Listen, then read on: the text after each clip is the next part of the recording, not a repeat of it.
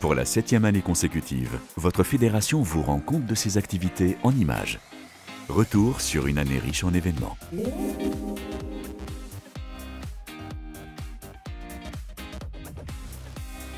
L'année 2022 a été marquée par un changement de gouvernance à la fédération. 9 ans après son départ de la présidence, Christian Lafarge signe son retour aux affaires avec un conseil d'administration renouvelé dans son entièreté. Situation, projet d'avenir, défis à relever, questions-réponses avec le nouveau président. Alors mon retour aux affaires, je l'ai vécu de manière très positive. Il faut bien avouer que ce n'était pas prévu, mais il y a des événements qui se sont passés en 2019 où j'ai considéré que la chasse aux chiens courants était menacée. Et comme je suis un fervent défenseur de ce mode de chasse, j'aime tous les modes de chasse. Mais la chasse aux chiens courants, c'est quand même bien ancré. Je dirais même que c'est une culture dans ce département. L'avenir de la chasse, il va passer par les jeunes. Et je sais que dans cette salle, il y a beaucoup de jeunes, notamment au niveau de la conduite des chiens. Les jeunes, ils sont passionnés par le chien. Ça, je l'ai découvert. Je l'ai découvert, ça ne m'a pas surpris. Moi, je suis venu à la chasse par le chien. En application de l'article L424-4 du Code de l'environnement, les conditions de déplacement des chasseurs durant les battues aux chiens courants ont été simplifiées. Élaborées avec le concours de l'Office français de la biodiversité, de la direction des territoires et validées par Madame la préfète, ces nouvelles conditions offrent plus de liberté pour les adeptes de la chasse aux chiens courants. Elles emportent en outre un devoir d'exemplarité en matière de sécurité, tant en action de chasse que durant les déplacements en voiture. Conditionnée par la réforme nationale de la chasse en 2019, la formation sécurité décennale des chasseurs a été mise à l'agenda fédéral.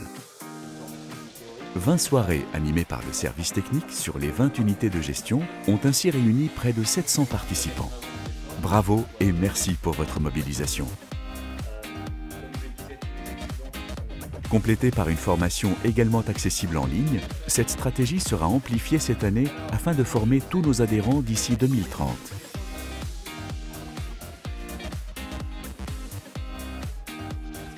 Autre nouveauté, la formation des présidents d'ACCA a été expérimentée pour soigner l'organisation des futures assemblées générales électives de l'été 2023. Notre juriste Natacha Poirier, docteur en droit rural, a ainsi animé 7 séances de travail regroupant plus de 130 responsables. De nouvelles formations visant à parfaire la gouvernance de nos si précieuses associations de chasse seront également expérimentées dans les mois à venir.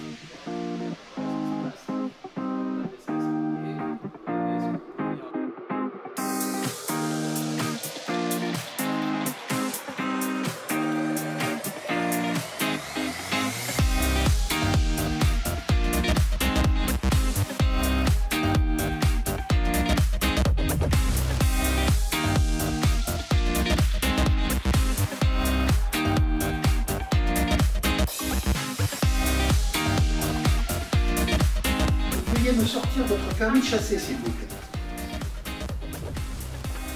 Permis de chasser. Premier document que vous contrôlez. Le permis de chasser. Votre validation annuelle. Oui. Si j'avais pas été sociétaire... Vous, en tant que garde particulier, uniquement à destination des sociétaires. Arrêtez là. Au niveau de la ceinture à l'arrière. Tac, tac. Et j'ai trouvé qu'il y avait une espèce qui ne pouvait pas être chassée. Sensibiliser les nouvelles générations, attirer des sympathisants, agir pour la biodiversité, tels sont les objectifs de la Fédération dans le cadre de ces animations nature. En 2022, près de 2000 personnes, dont 1200 enfants, ont participé aux 58 animations proposées par Audrey Couder. La montée en puissance de ce secteur d'activité est fondamentale.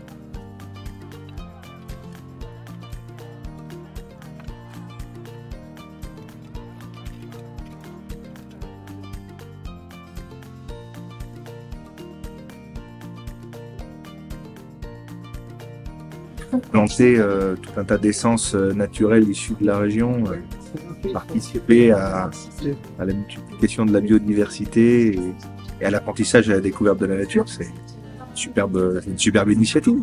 Donc bravo à la Fédération de chasse et à l'ensemble des partenaires présents sur cette opération.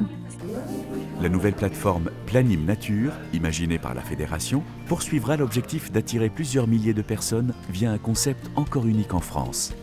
Et l'idée c'est de proposer des animations pour le grand public, les écoles, les centres de loisirs.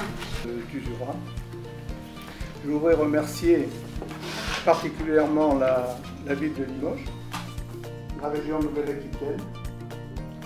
Et en ce qui concerne justement la question qui m'avait été posée tout à l'heure, j'ai la réponse, les arbres sont financés par l'OFB. Vous l'aurez perçu dans les médias, la chasse est de plus en plus attaquée devant les tribunaux. De nombreux groupuscules, considérant que la chasse participe d'un effondrement de la biodiversité et de la disparition des espèces, harcèlent notre filière. Plusieurs modes de chasse sont en sursis. Chasse traditionnelle, gluot, tendelle, le rabotage de nos pratiques historiques est en cours et va durer. Vénerie sous terre, vénerie sur terre, chasse avec appelant, chasse aux chiens courants seront les prochaines appelées à la barre. Outre les combats idéologiques et politiques à mener, la chasse doit également élever ses défenses sur les angles scientifiques. L'avenir de la chasse passe par la science. Et c'est une chasse adaptative que nous devons mettre en place. C'est-à-dire, devant un tribunal, si nous avons des arguments scientifiques pour justifier la pratique de cette chasse, nous gagnerons. Une étude est ainsi en cours pour évaluer la dynamique des populations de blaireaux dans le département. Menée par le service technique avec le renfort d'une étudiante, vous avez été nombreux à participer au recueil des premières données et nous vous en remercions. Cet apport de connaissances aidera ainsi l'administration locale à défendre les possibilités de déterrage de cette espèce, et ce via une meilleure prise en compte des réalités écologiques.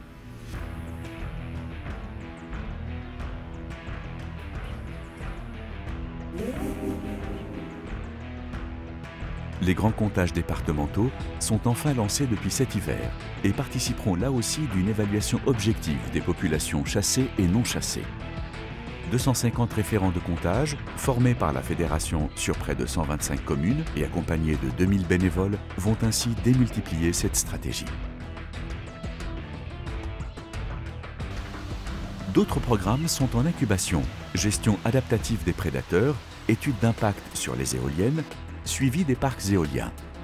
La chasse s'adapte au changement et se positionne pour mieux protéger les espèces et les habitats, deux composantes essentielles de nos pratiques.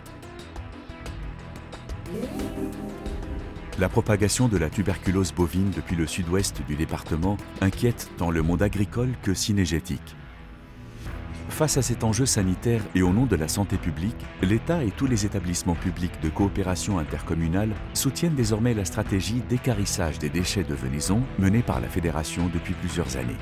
Un grand merci à toutes les collectivités territoriales pour leur confiance et leurs aides décisives.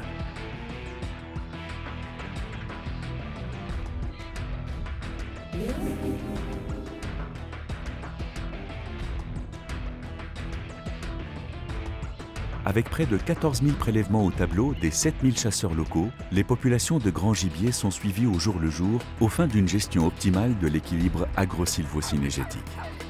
Catalysée par la situation géopolitique, l'indemnisation des dégâts s'est envolée avec la volatilité du prix des denrées agricoles. Pour faire face à ce record de dépenses obligatoires, la Fédération nationale des chasseurs a obtenu de l'État une aide sur 3 ans pour accompagner les fédérations dans cette situation indépendante de leur gestion. Hors contexte, le financement des dégâts demeure un sujet sensible dans les cabanes de chasse et votre conseil d'administration a lancé à l'automne des consultations au sein des 20 unités de gestion. Les réflexions se poursuivent avec l'objectif constant de ménager le pouvoir d'achat des chasseurs. Des hypothèses de financement plus justes et plus équitables seront prochainement proposées aux adhérents. À l'instar du groupement d'intérêt cynégétique de la Basse-Marche, la Fédération souhaite encourager un maximum de synergie territoriale autour du petit gibier. Des réflexions du côté des Monts de Blon ou encore aux alentours d'Oradour-sur-Ver sont en cours pour dupliquer ce type d'initiative favorable à la gestion du faisan commun. La gestion des populations, la maîtrise des prédateurs et l'aménagement des milieux doivent être au cœur de nos ambitions.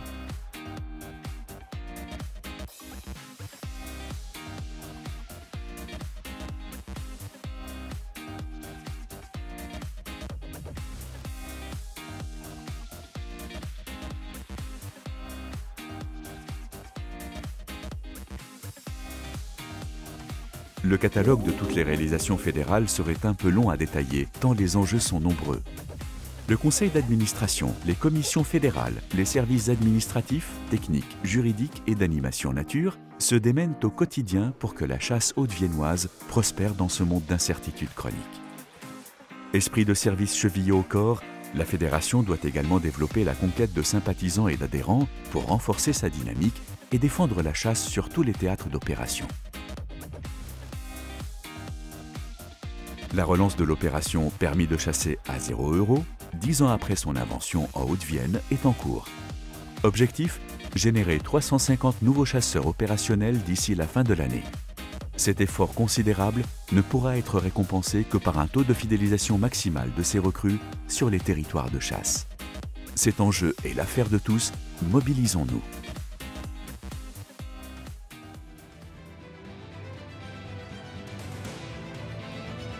Vous l'aurez perçu, les activités de la Fédération oscillent entre réalités certaines et perspectives parfois lointaines du quotidien du chasseur.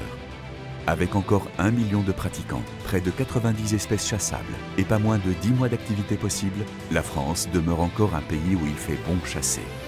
Cette situation ne doit rien à la chance ni au hasard. Elle est l'accomplissement du modèle cynégétique français, unique au monde, riche de son tissu associatif, ramifié du plus petit hameau jusqu'aux plus hautes instances.